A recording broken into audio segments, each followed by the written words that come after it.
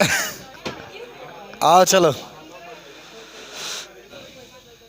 आज हम लोग पढ़ेंगे वर्ग 17 के बारे में। बहुत ध्यान से पढ़िएगा, बहुत प्यारा टॉपिक आपका है। इसको हम लोग कहते हैं हाइलोजन तत्व है बाबू। अब तो पढ़ो यार, शुरू हो चुकी है पढ़ाई। तब वर्ग 17 के बारे में हम लोग पढ़ेंगे, एकदम ध्यान से समझना सब लोग, और सब लोग एकदम सीख जाना है।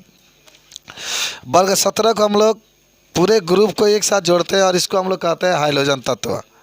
कौन तत्व कहेंगे? हाइलोजन तत्व। और सुनो ध्यान से तनी, उपलब्धता में कहेंगे कि हाइलोजन तत्व में कि लवण उत्पन्न, देखो पहले जान जाओ कि कितने तत्व हैं। फ्लोरीन, क्लोरीन, ब्रोमीन, आयोडीन, एसेस्टीन, याद करना, एस्टेटीन और टेनासिन, टेनासाइड या टेनासिन जो भी कहिए, ये माने इतना आपको बस जानकारी रखना है, ठीक है। फ्लोरीन का परमाणु क्रमांक कितना होता है? 9, याद करो। और 9 में 8 जोड़ दो कितना? 17, 17 में 18 जोड़ दो 35, 35 में 18 जोड़ दो 53, 18 में 53 में 32 जोड़ दो 85। याद भी नहीं करना आपको, बस जोड़ करके आप लिखते चलिए। अरे 2 8 18 18, 2 8 8 32 32, 18 18 पढ़े हैं ना, उसी से जोड़ के बन जाएगा। अब देखो ध्यान से, उपलब्धता में हम आपको बता देते हैं कि इन तत्वों में सभी तत्व अधिकतर लवण उत्पन्न करने वाले सभी तत्व हैं और अधिकतर समुद्र में सभी तत्व पाए जाते हैं। उपलब्धता का मतलब कहाँ उपलब्ध है, ये कहाँ पाए जाते हैं? तो अधिकतर कहाँ पाए जाते हैं? समुद्र में पाए जाते हैं। ये सभी लवण उत्पन्न करने वाले तत्व हैं और ये सभी कहाँ पाए जाते हैं? समुद्र में पाए जाते हैं। ये भी ध्यान रखना आपको। और सुनिए ध्यान से बाबू, एकदम ध्यान से समझना है। तुम लोग नमक खाते हो, तो नमक किससे प्राप्त होता है? समुद्र से। समुद्र में का मतलब ये हुआ कि उसमें नमक का सूत्र पढ़े होंगे, सोडियम क्लोराइड होता है, तो इसका मतलब उसमें Na उपस्थित है। और जब Na उपस्थित है तो क्या हो जाएगा? NaCl है ना, NaCl होता है या KCl होता है, Cl उसमें आया है। इसका मतलब अधिकतर जो हाइड्रोजन परिवार के तत्व होते हैं वो समुद्र में ही पाए जाते हैं। आप याद रखिएगा, एकदम याद रखिएगा, पूरा याद हो जाएगा। आइए इलेक्ट्रॉनिक विन्यास इसको देखते हैं हम लोग।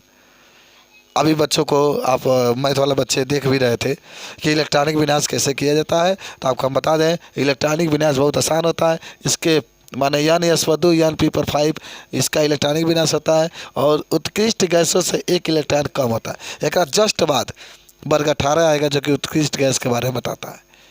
तो कहने का मेरा मतलब है N/2 N p/5 होता है। उत्कृष्ट गैस से एक इलेक्ट्रॉन क्या होता है? कम होता है जब इलेक्ट्रॉनिक विन्यास करते हैं। तो इसका आप करके देख लीजिए।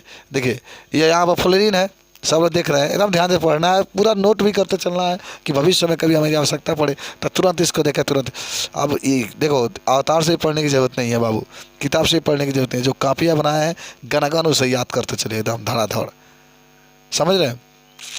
अब इसका इलेक्ट्रॉनिक विन्यास करेंगे तो 9 है, तो फ्लोरीन का कितना है? 9 है। तो 9 है तो ये बताओ फ्लोरीन का कितना है? 9 है। तो 9 को अगर लिखना चाहते हो तो हीलियम लिख दो, तो 2 चला गया ना। तो हीलियम पहला बजे से दूसरा शुरू होगा, तो 2s/2 और 2 p के ऊपर 5। बात समझे। इसका क्लोरीन है, क्लोरीन का 17 होता है, तो 17 है। तो ये काम करो, यहाँ इलेक्ट्रॉनिक विन्यास करोगे तो नियान लिख लो। और नियान देखो पहले क्या वाला हीलियम, तब नियान आता है ना। तो नियान के बाद क्या आता है? तीसरा ग्रुप आता है, दूसरा ग्रुप कंप्लीट है नियान। तो यहाँ पर आपका होगा बाबू 3s/2 और 3p/5, 3s/2 3p/5। अब देखिए ये 35 है तो इसके लिए आर्गन लिख लीजिए। इसके लिए क्या लिखेंगे? आर्गन, यानी आर्गन लिख दिए तो इसका तीसरा समूह पूरा फाइनल हो गया है। हमारे हीलियम नियान तब आर्गन। तो बात समझना मैं क्या कर रहा हूँ, हीलियम नियान तब आर्गन, तीसरा ग्रुप इसका कंप्लीट हो गया है। चौथा शुरू होगा, तो यहाँ पर आप लिखते ना अगर, तब 4s/2 लिखते, देखना ध्यान से। और फिर से यह 3d आ जाता है, 3d के ऊपर 10 और तब आपके 4p के ऊपर 5 लिख देते।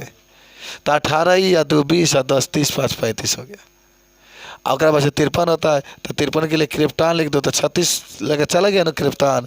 तो यहाँ पर बच्चे के देखो फिर डी आएगा, तब 4d पर 10 होगा, 5s पर 2 हो जाएगा और 5p के ऊपर 5 हो जाएगा। वही एकरो हो जाएगा, कोई दिक्कत नहीं। इलेक्ट्रॉनिक विन्यास माने N/s के ऊपर 2 और N/s के ऊपर p, N/p के ऊपर 5। अब ये कंप्लीट हो जाएगा तो उत्कृष्ट गैस हो जाएगी आपकी। अब सुनो, इतना समझ में आया सबको। देखो हर एक चीज़ में, चाहे वर्ग आप 14 पढ़े हो, जो 14 तो नहीं पढ़े 15 पढ़े हो, चाहे वर्ग 16 पढ़े हो या आज 17 पढ़ रहे हैं, सब में कहानी आप बताए हैं। अब परमाणु त्रिज्या की बात हो रही है, आयनिक त्रिज्या की बात हो रही है। तो आप सभी लोग जानते होंगे कि जब ऊपर से नीचे आते हैं तो परमाणु त्रिज्या आयनिक त्रिज्या क्या होता है, बढ़ता है, बढ़ता है ना। क्योंकि कोषों की संख्या में क्या होती है, वृद्धि होती है, इसीलिए क्या होता है, बढ़ता है, बढ़ता है। ठीक है, यहाँ पर बढ़ता है कर लीजिएगा। क्यों बढ़ता है, क्योंकि ऊपर एक है तो नीचे कितना आ जाता है, 2 हो जाता है, तो 3 है तो बढ़ता चला जाता है। अब देख भी रहे हैं ना, 9 है तो 17 है तो 35 है, बढ़ता चला जा रहा है। इस तरीके से आप परमाणु त्रिज्या बता सकते हैं। आयनन एंथैल्पी का मान क्या होता है, घटता है। मैंने कल कई बार कहा है कि आयनन एंथैल्पी का मतलब होता है किसी भी परमाणु में उपस्थित अंतिम इलेक्ट्रॉन को बाहर निकालने के लिए जितना ऊर्जा की आवश्यकता होती है उसी का आयनन एंथैल्पी कहते हैं। जब आप ऊपर से नीचे आते हैं इलेक्ट्रॉनों की दूरी बढ़ेगी, जल्दी से कम एनर्जी में बाहर निकल जाएगा, इसलिए आयनन एंथैल्पी का मान घटता है। जब आप ऊपर से नीचे आएंगे तो आयनन एंथैल्पी का मान घटता है, सबको याद होना चाहिए। इलेक्ट्रॉन लब्धि एंथैल्पी सबसे अधिक ऋणात्मक इसी का होता है। इलेक्ट्रॉन लब्धि एंथैल्पी का मतलब भी होता है इलेक्ट्रॉन का ग्रहण करना। पूरे वर्ग में, पूरे जो आप वर्ग की बात करेंगे, पूरे वर्ग में इलेक्ट्रॉन सबसे अधिक जो ऋणात्मक तत्व होते हैं इसी में होते हैं। किस में, वर्ग 17 में, यानी इलेक्ट्रॉन लब्धि एंथैल्पी सबसे ऋणात्मक होती है, वर्ग 17 की सबसे अधिक ऋणात्मक होती है। विद्युत ऋणात्मकता बाहर है, इसी में तो विद्युत ऋणात्मकता सबसे नीचे मान पर जाने कि नीचे आने पर घटता है। और आपको याद होगा संसार में जितने भी तत्व हैं उनमें सबसे अधिक जो विद्युतात्मक तत्व है उसका नाम है फ्लोरीन, और सबसे ऊपर है नीचे फ्लोरीन के नीचे आप देखिए क्लोरीन है, तब ब्रोमीन है, तब आयोडीन है। तो ऊपर से नीचे आएंगे तो घट रहा है ना, क्योंकि आप कह रहे हैं कि सबसे अधिक फ्लोरीन का होता है, इससे कम क्लोरीन का होगा, इससे कम ब्रोमीन का होगा, इससे कम आयोडीन का होगा, इससे कम स्टेटिन का होगा। तो इसका मतलब ये हुआ कि जब ऊपर से हम लोग नीचे आते हैं तो जो विद्युतात्मकता होता है घटता है। ठीक याद रखिएगा, फोन आई तीनों ऊपर पाया जाता है और तीनों का अधिक होता है, जब नीचे आएंगे तो घटता चला जाता है। बात समझ में आई। चलिए भौतिक गुण देखिए, मान इन तत्वों के भौतिक गुण में क्या क्या देख सकते हैं। पहले देखिए कि मान देखो भौतिक गुण जब भी बात करेगा ना तो आप उसको कैसे देख करके अनुभव करते हैं, किस अवस्था में पाए जाते हैं, ठोस में, द्रव में, गैस में, उसकी गलनांक के क्या प्रभाव पड़ता है, उसकी क्वथनांक के क्या प्रभाव पड़ता है, उसका धात्विक लक्षण क्या होता है, उसका अधात्विक लक्षण क्या होता है। इतना कहानी बना कर लिखा जाता है। मेरे कहने का मतलब है कि चाहे वर्ग 15 हो, चाहे वर्ग 16 हो, चाहे आज वर्ग 17 की बात कर रहे हैं, जब आप ऊपर से नीचे आएंगे और जब ऊपर से नीचे आते हैं जो तत्व होता है उसकी अवस्था पाया जाता है। तत्व के गलनांक पर क्या प्रभाव पड़ता है, क्वथनांक पर क्या प्रभाव पड़ता है, उसके धात्विक लक्षण कैसे होते हैं, उसका अधात्विक लक्षण कैसे होता है, इसके बारे में चर्चा की जाती है। तो मेरे कहने का मतलब है कि देखिए फ्लोरीन और क्लोरीन दोनों गैस अवस्था में पाए जाते हैं। याद करिएगा बाबू, एकदम याद करिएगा। फ्लोरीन और क्लोरीन दोनों किस अवस्था में पाए जाते हैं, गैस अवस्था में पाया जाता है। और ब्रोमीन द्रव अवस्था में। आपसे कोई पूछा जाता है कि कौन ऐसा धातु है जो द्रव अवस्था में पाया जाता है, तो मरकरी।